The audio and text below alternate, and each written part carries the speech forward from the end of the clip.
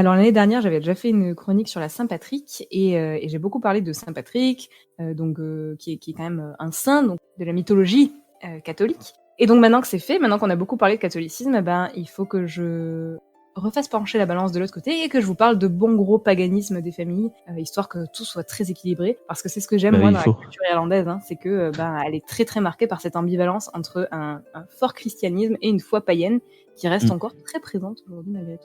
C'est vrai. Comme on en parlait Nico, avec tous ces éléments de folklore. Donc moi, je vais vous parler en fait d'un dieu majeur de la culture celte, et en me concentrant notamment sur la mythologie irlandaise, car vous n'êtes pas sans savoir que les Celtes se sont étendus quand même sacrément partout, et que les mythes vont différer un petit peu selon les endroits. Mais bon, globalement, c'est quand même, comme je vous le dis, un dieu majeur, donc ce bonhomme, il est présent à peu près partout, et son histoire ne change pas trop. Ce dieu, je sais pas si vous connaissez, c'est le dieu Lugh. Bah écoute, moi je viens de Lyon. Voilà.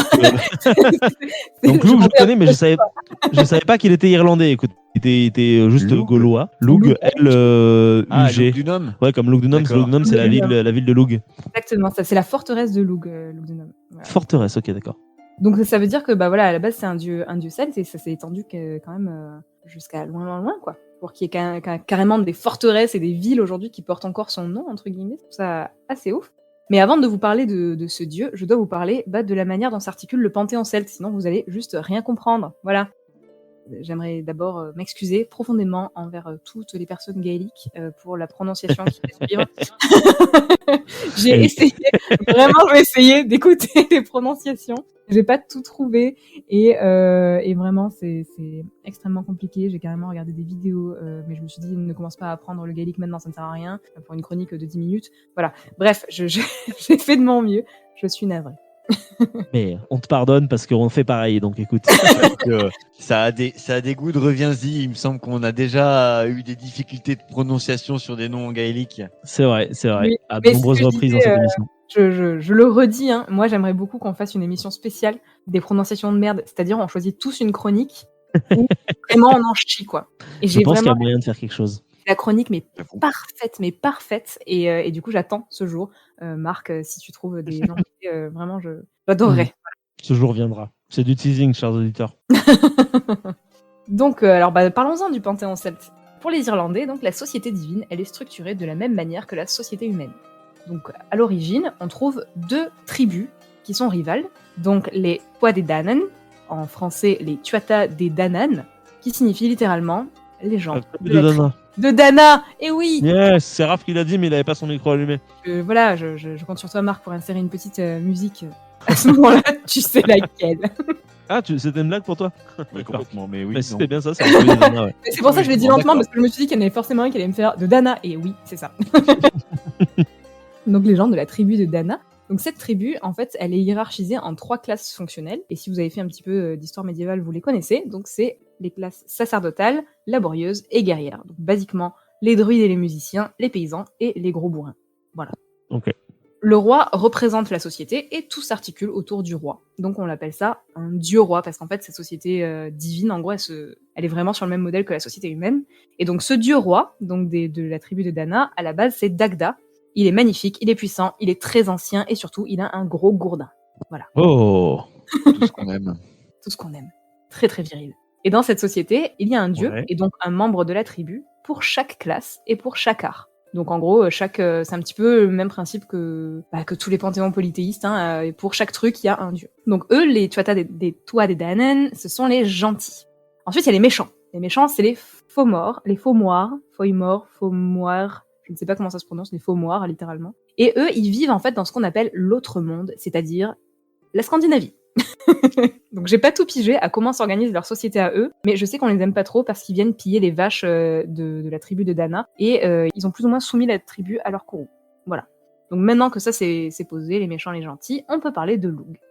Donc qui est Lugh ? Eh ben Lugh, comme je vous le disais, c'est un dieu majeur de l'Irlande et il est caractérisé par ses très nombreux talents et sa nature solaire.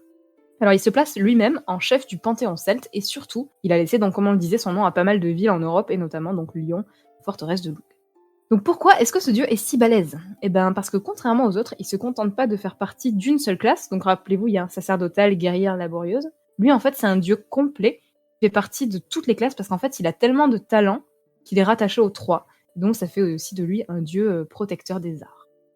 Pourquoi on l'appelle comme ça, du coup? Qu'est-ce que ça veut dire exactement, Lugh? En fait, l'origine de son nom, c'est assez intéressant pour se donner un petit aperçu du personnage. Il apparaît d'abord dans l'épigraphie sous la forme de Lugus, et les spécialistes, comme d'habitude, se disputent pour savoir ce que ça signifie. L'interprétation la plus convaincante, ce serait que Lugus, en fait, ça veut simplement dire le lumineux. Voilà, donc Lugh, ça veut dire la lumière, donc ça paraît pas idiot. Et partant de là, on va lui trouver tout plein de surnoms. Par exemple, celui qui brille, soleil, le lumineux, face de soleil, l'éclairé. Enfin bon, vous avez compris le... C'est assez classe, ouais. C'est très très classe. J'aime beaucoup face de soleil. Oui, c'est clair. Dans les textes, on va le trouver souvent sous ces 3 appellations. Et là, attention, c'est mon grand moment de prononciation. Donc, Luhaid Tim Samil Danark, donc ça veut dire doué de multiples talents, ou encore le polytechnicien. Lugh Lamfada, au long bras, ou Lugh Lonbeiminach, qui donne des coups forts et violents. Donc il est vraiment vénère quand même, Lugh. Donc c'est des surnoms qui sont assez intrigants, moi je trouve, les longs bras, le polytechnicien, qui donne des coups forts et violents. Et bien pour comprendre d'où ils viennent, il n'y a qu'une seule solution, il faut s'intéresser à la légende, aux faits héroïques de ce cher Lugh. Et je sais que vous aimez tous l'aventure dans ce podcast. C'est parti.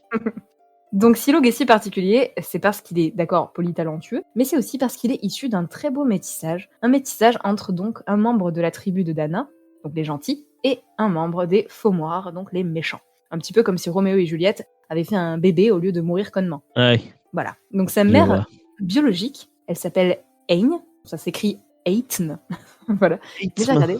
E-I-T-H-N-E. Ok. Eithne, mais ça se prononce Eithne. Et Eithne, c'est la fille de Balor, le roi des démons Faumoirs. Donc, sa mère elle fait partie de la tribu des méchants. Okay. Son père, c'est Diankert, un dieu médecin de la tribu de Dana. Donc, une autre généalogie le présente comme le fils de Dagda, le roi de cette tribu, mais voilà, on n'est pas trop sûr, c'est toujours un peu flou pour ces périodes très très anciennes.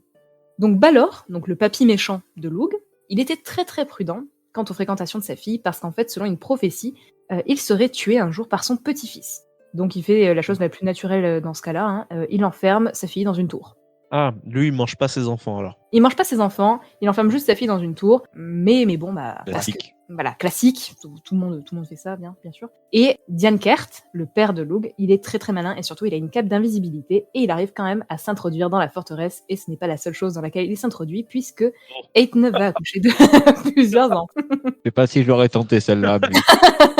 Et Balor, bah, encore une fois, il fait la chose la plus naturelle du monde, alors il les mange toujours pas, mais il les fait noyer. Voilà, encore une fois, on prend pas de risque, moi également, hein, si y a une prophétie qui dit que je vais me faire tuer par mon petit-fils, oui, je les noie tous, quoi, dans le doute. Non, c'est pas. Bien sûr. Mais Lugh est épargné et il est ramené à son père, qui va le confier immédiatement en apprentissage à son frère Goibniu, le forgeron de la tribu de Dana, où il recevra le nom de Lugh. C'est pas Hakim, du coup? J'étais obligé, je suis vraiment désolé. Ah oui, c'est son fils, pardon. Hakim le forgeron est venu me chercher. On le salue s'il nous écoute. Donc Goibniu, le forgeron, est venu le chercher et lui a donné le nom de Lugh. Et du coup, au cours de son enfance, notre Lugh, il aura 3 précepteurs, donc le forgeron, Hakim, on va l'appeler, la déesse Tailtiu, qui est reconnue comme la déesse carrément de la terre d'Irlande, et le dieu de l'océan Manannan, dit Ben, ouais. Manannan, qui lui fait don d'armes merveilleuses. C'est juste, il y a une planète océan dans Star Wars qui s'appelle Manhattan, mais ça se trouve, c'est pas ça du tout. Peut-être rien Non, à mais voir. mais il y a beaucoup de A et beaucoup de N, alors mon cerveau bug un peu, c'est M-A-N-A-N-N-A-N. Ouais, non, c'est autre chose. Ah, c'est l'enfer, le gaélique, de toute façon. Ouais, un cauchemar. Et donc, bon, ouais, voilà, ça donne un mec qui pue la classe, ça donne Lugh. Mais malheureusement, on n'a pas trop plus d'infos que ça sur l'enfance de Lugh. Les textes en ancien irlandais sont très très rares, et donc il faut se référer aux légendes galloises. Mais je vais pas le faire parce qu'on a dit que c'était un spécial Irlande. Alors, une fois en âge, et bien éduqué par tout ce beau monde, Lugh, il décide de rejoindre donc la tribu de Dana, qui était quand même une bonne partie de sa famille. Et donc, ce jour-là, en fait, ils sont tous réunis à la cour royale de Tara pour une fête. Donc Lugh arrive comme ça, tranquille, et le portier l'arrête et lui dit que seuls les gens possédant un talent, un art, sont admis dans cette cour. Donc rappelez-vous, il y a un dieu pour chaque art. Donc Lugh, il se met à faire des démonstrations de toutes ses compétences. Alors il est charpentier, champion, échanson, médecin, poète, historien, sorcier, harpiste, forgeron, bronzier. Alors, je vous fais même pas toute la liste parce que vraiment il sait tout faire. Mais à chaque fois, le portier lui répond... Faire astronaute. Pirate, astronaute, tout. À chaque fois, le portier en fait lui dit non, en fait, il y a déjà quelqu'un qui possède ce talent, qui pratique ce métier à la cour, donc tu peux pas rentrer. Et donc Loug lui dit non mais écoute frère, préviens le roi et demande-lui si quelqu'un d'autre possède ses talents en même temps. Oui. Et si quelqu'un d'autre possède tous ses talents, je renoncerai à entrer. Donc curieux et surpris, le roi Nuadu le laisse entrer et les dieux lui imposent 3 épreuves pour être sûr de sa valeur. La première, c'est qu'il doit faire une partie d'échecs contre le roi. La deuxième, c'est qu'il doit lancer une pierre sacrée que 8 chevaux ne peuvent remuer. Et la troisième, c'est qu'il doit jouer 3 mélodies avec sa harpe, réussir à faire rire, pleurer et à endormir l'assemblée. Oh non. Voilà. Pourquoi J'ai quand même l'impression d'avoir vu les trois épreuves de la pierre philosophale d'Harry Potter. Oh putain, merde, oui. Quoi, tu veux dire que J.K. Rowling n'a rien inventé? Elle les a juste mis dans le mauvais ordre. J'aime beaucoup. Mais en fait, vous allez voir, il y a pas mal de... Enfin, ça renvoie à plein de trucs de pop culture, au final, qu'on connaît si on cherche bien les liens. Bon, bah, je vous laisse imaginer que Loug, il y arrive haut la main. Bah, si, bien sûr. Voilà, parce qu'il est merveilleux, il est magnifique, c'est une face de soleil polytalentueuse. Et donc, il arrive à faire tout ça, et ses aptitudes sont donc reconnues par le roi Nuadu, qui lui laisse même son siège pendant la bataille contre les faux noirs des méchants. Donc en fait, le roi va lui laisser son siège en mode vas-y, garde la cour, mais par contre, il va le refuser de le laisser participer à la guerre. Et Loug, il aime bien la castagne, donc ça l'énerve un petit peu, parce que en fait, tout simplement, un bon roi va au combat avec son peuple. Mais en fait, Nuadu devra aller carrément jusqu'à l'enchaîner et à l'enivrer. En fait, il lui bourre la gueule, il l'attache avec des chaînes pour l'empêcher d'aller à la bataille, parce qu'en fait, tout simplement, il a peur qu'il se fasse mal, déjà, et puis surtout, de ne pas pouvoir triompher sans son aide, parce qu'en gros, si Loug vient au combat et que tout le monde triomphe, ça veut dire que le roi c'est un peu un débile et que ça devrait être Loug le roi à la place du roi, quoi. En gros. Et oui. Donc ça lui plaît pas trop, mais bon. C'est pas trop pour son bien, quoi, en fait. C'est vraiment juste voilà, quoi. Oui, c'est pour ton bien, mais c'est surtout pour que je reste roi. Je vois. Bon, Loug, évidemment, arrive à se défaire de ses liens, échauffé par le tumulte des combats, et il se jette dans l'action, encore embarrassé de ses chaînes. Au combat, évidemment, il se révèle être un remarquable stratège, il arrive à prévoir le moment propice pour attaquer et massacrer l'ennemi, et il est aussi excellent orateur et ses paroles galvanisent les guerriers. Moi, je suis vraiment amoureuse de Loug. Voilà, je l'adore. Et donc, je résiste pas à vous réciter un petit passage de cette bataille ultra épique, qui dit « Il s'élança en courant pour rattraper l'armée, et sa course causait un énorme vacarme à cause des lourdes chaînes métalliques qu'il traînait, et des chocs des grands piliers en pierre contre le sol rocailleux, produisaient des étincelles telles qu'elles auraient illuminé la nuit la plus noire comme en plein jour. » La classe. Classe, ultra classe. Donc ça, c'est sa première bataille, et je ne résiste pas non plus à vous parler d'un autre de ses combats, celui contre Eochaid Bress, je ne sais pas comment on le prononce, encore une fois, qui, si j'ai bien compris, est donc le fils de Balor, et donc le frère de la mère de Loug, et donc son oncle. C'est toujours la mère du Panthéon. Le mendiant est une femme. Bref, sûrement son oncle, et donc un méchant faumoir, qui partait en guerre pour tuer Loug, parce que Loug avait assassiné des collecteurs d'impôts, venus prélever de l'argent et des vaches à la cour de Tara. Voilà. Et Loug, ça lui plaisait pas trop qu'on vienne prendre des vaches comme ça à la cour de Tara. Et surtout, en fait, il voulait tout simplement... il les a tués pour mettre fin à la soumission de la tribu de Dana par les faumoirs. Donc Eochaid, il n'aime pas trop qu'on tue ses collecteurs d'impôts apparemment, et donc il prend sa flotte, il part en mer et il ravage toutes les côtes. Petit rappel, les faumoirs, c'est plus ou moins les Scandinaves. Donc normalement, ce schéma devrait pas être inconnu, il ravage toutes les côtes de l'Irlande. Et voyant Loug arriver pour lui latter la gueule, il se lève et dit « C'est bizarre, le soleil se lève à l'ouest aujourd'hui alors qu'il se lève à l'est tous les autres jours. Qu'est-ce que cela ?» Il est brillant, putain. Oh, c'est classe. Exactement, et les druides répondent « C'est l'éclat du visage de Loug Lamfada. » Trop classe. Trop classe, je l'adore. Donc dans sa grandeur et sa magnificence luminosité, Loug épargne Eochaid Bress en échange du secret des labours et des cultures, secret qu'il va transmettre aux hommes. Ah, ok. Attends, tu veux dire que c'est des hommes venus de l'ouest, plus ou moins, de l'est, pardon, plus ou moins, qui vont donner l'agriculture à Loug, qui va la donner ensuite aux hommes. Ouais. C'est des dieux, comme mythe fondateur. En fait, ils sont pas vraiment des dieux, mais pas vraiment des hommes. C'est un peu entre les deux, quoi. Et ben voilà, vous l'aurez compris, jeune, beau, puissant, lumineux, Loug prend le contrôle de la tribu de Dana. Il supplante l'ancien dieu roi Dagda avec son gros gourdin, qui lui est plus archaïque, représente l'ancienne culture. Il est devenu roi de la tribu de Dana, si je puis me permettre. Et donc, l'aventure de Loug ne s'arrête pas là. Ça marche tout, hein. Loug va devoir maintenant affronter son passé. Donc avec Loug à leur tête, les Dananéens vont remporter énormément de batailles, mais toujours pas la guerre contre les faumoirs. Donc pour mettre fin au conflit, Loug va devoir affronter son grand-père, Balor, le roi des faumoirs, à la bataille de Mac Toured. Donc vous vous rappelez, Balor, c'est celui qui enferme sa fille dans des donjons et qui tue Voilà, parce que la légende dit que son petit-fils va le tuer. Spoiler alerte, hein. Je pense que son petit-fils va le tuer. Voilà. Donc le seul moyen de vaincre ce puissant démon, en fait, c'est de crever son œil unique maléfique. Ça aussi, ça devrait vous rappeler quelque chose. Que celui-ci protège en le gardant toujours fermé. Donc c'est pratique, hein, c'est le seul moyen de le tuer, il le garde toujours fermé. Donc comment faire pour le crever ? Il faut ruser. Fort heureusement, notre loup, il sait tout faire, il sait aussi ruser. Donc il se met à lui parler, on sait pas trop de quoi, mais il lui parle pendant très longtemps avec beaucoup d'aisance, tant et si bien que Balor, à un moment donné, demande à ses serviteurs qu'on soulève sa paupière afin qu'on voit à qui il a affaire. Alors oui, j'ai pas précisé, mais ce serait un géant apparemment, donc c'est pour ça qu'il a besoin de gens pour soulever sa paupière. Parce que sinon c'est bizarre. Ouais. Voilà. Non, il a besoin du monde. Donc Lug, à ce moment-là, il attrape son arme fabriquée par Gobnew. Vous vous rappelez, le forgeron Hakim, forgeron Gobnew. Alors, selon les versions, c'est soit une balle de fronde, soit un javelot, soit une barre de fer incandescente. Le dernier doit faire mal. Le troisième est la plus épique. Exactement. On va choisir celle-là si vous voulez. On s'en fout, on fait ce qu'on veut. Et donc, avec sa barre de fer incandescente, il crève l'œil. Et donc, Balor est blessé, il essaie de s'échapper, mais il est rattrapé par Lug qui va l'achever avec sa javeline à 5 pointes et le décapiter parce qu'on sait jamais. Histoire d'être sûr. Il a raison. Voilà. Et donc, c'est ainsi que la prophétie se réalise et que Lug tue son grand-père.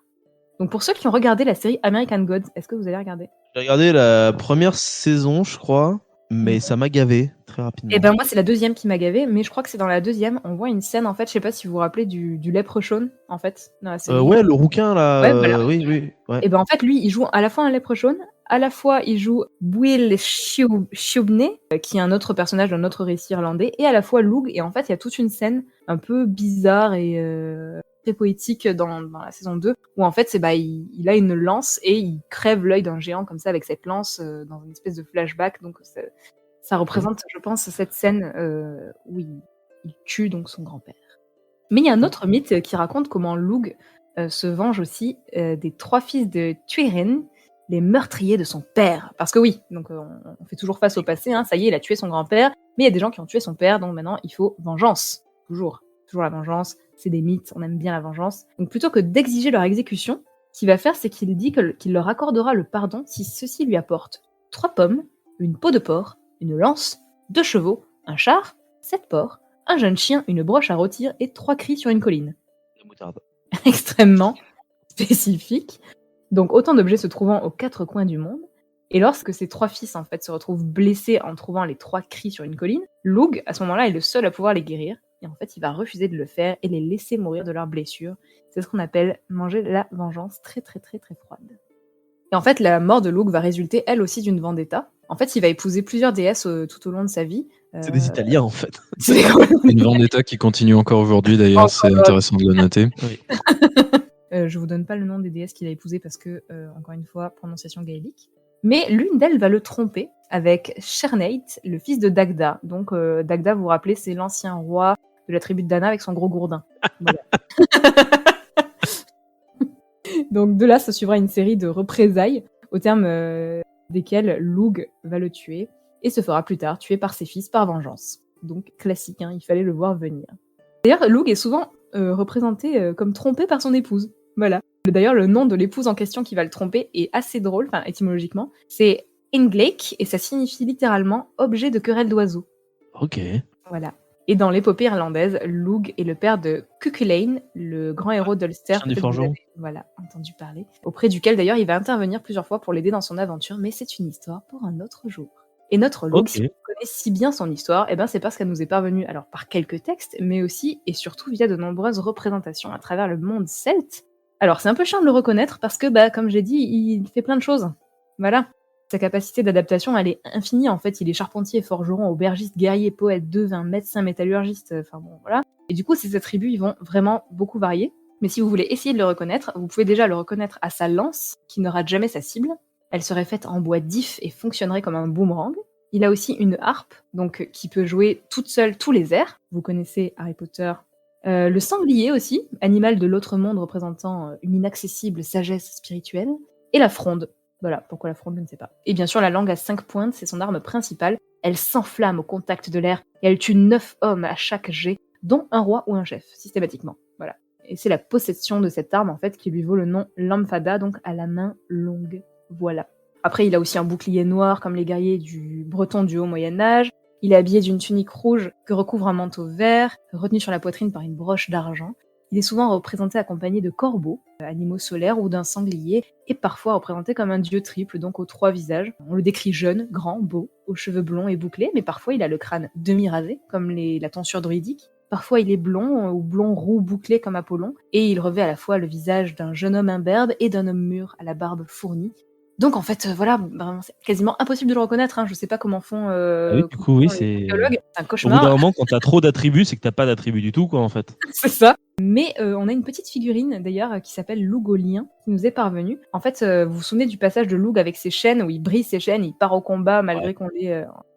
Parfois, on assimile donc ce dieu, on l'appelle le Lougolien, un dieu lieur, parce qu'il se trouve que le 1er août, la fête de Lughnasadh, en l'honneur de Loug, donc, coïncide avec la fête chrétienne de Saint-Pierre aux Liens. Donc voilà, ça expliquerait aussi des représentations où on trouve des chaînes et tout ça. Ok. Voilà. Après, il y a pas mal de représentations où on voit des chaînes et où on n'ose pas trop dire que c'est Loug. On comprend pourquoi, franchement. Mais donc cette pendeloque dont je vous parlais, où on voit un petit bonhomme avec des chaînes, on peut maintenant l'assimiler à Loug grâce à une super analyse de D. Gricourt et de D. Hollard sur cette pendeloque. Voilà, n'hésitez pas à les regarder pour les curieux, c'est assez cool. On peut voir que les jambes du personnage se transforment en lyre, donc un petit peu en harpe, comme ça, comme c'est un aussi des attributs de Loug. Donc ça, c'est assez joli. Après, on le retrouve dans d'autres endroits, Loug, je vous l'ai dit. Chez les Gaulois, on va le retrouver sous le nom de Le ou de Logif, à la main agile. Voilà. D'ailleurs, la légende gauloise nous aide pas mal à combler le manque de sources sur la légende irlandaise. Ouais. Même si l'histoire est un petit peu différente. On le trouve aussi chez les Gallo-Romains, où il est assimilé par notre cher Jules César à Mercure, donc inventeur de tous les arts. Et il va s'enrichir en fait à cette période de beaucoup de qualités et de qualificatifs du dieu de Mercure, donc voyageur, bienfaiteur, visionnaire, etc. Et son culte semble avoir disparu dès la conquête romaine, sûrement à cause de cette assimilation, comme d'habitude. Et je ne résiste pas à vous donner un petit coup de la guerre des Gaules, parce qu'on n'en a jamais assez. Donc César nous dit dans la guerre des Gaules, le dieu qui est le plus couramment vénéré est Mercure, ce sont ses représentations qui sont le plus nombreuses. Les Gaulois le tiennent pour l'inventeur de tous les arts, il est aussi, pour eux, celui qui indique la route à suivre et qui sert de guide, celui aussi qui est le plus à même de faire gagner de l'argent et de faire prospérer le commerce. Voilà. On le connaît aussi dans la géographie bretonne.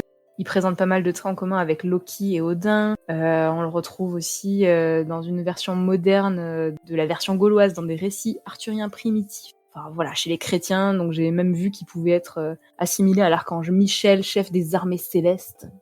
Il présente aussi pas mal de similitudes avec Lucifer, mais bon, je suis moyennement convaincue de ces assimilations-là qui sont un petit peu... c'est juste parce que c'est la lumière, quoi, en fait. C'est surtout ça, je pense. Lumière, et puis il fait plein de choses, il est magnificent. Donc voilà, c'était notre petit bout de vieille Irlande. Sachez qu'aujourd'hui, donc pas forcément en Irlande, mais en fait toujours Lughnasadh, le 1er août. Ce jour fait partie des 4 grandes fêtes celtes attestées. Mais bon, ça aussi c'est une histoire pour un autre podcast.